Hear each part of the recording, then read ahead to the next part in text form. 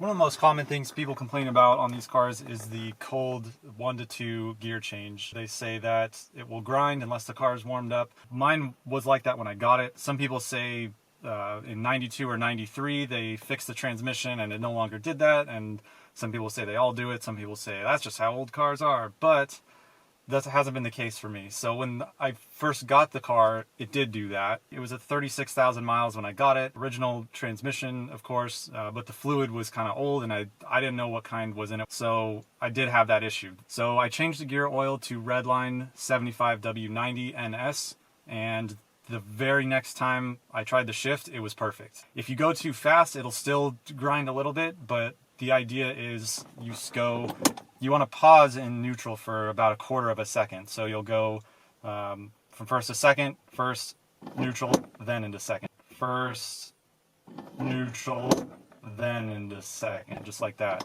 Whereas before, the first time I tried it, I drove it like a normal car and just went straight in. And that'll still grind even with the new fluid. So this car's been sitting for 24 hours, so we'll take it for a drive and we'll do a couple 1 to 2 shifts. And you can see how that goes.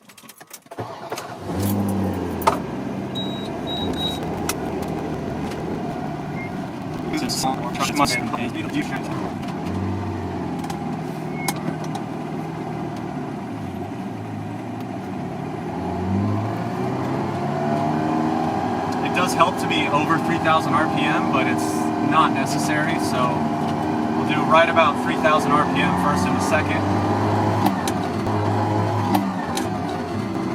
Like that. It slides in every time.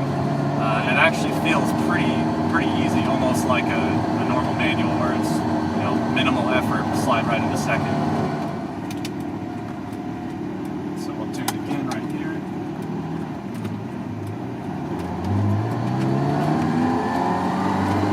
There we go. About 4,000 RPM. Drops right in.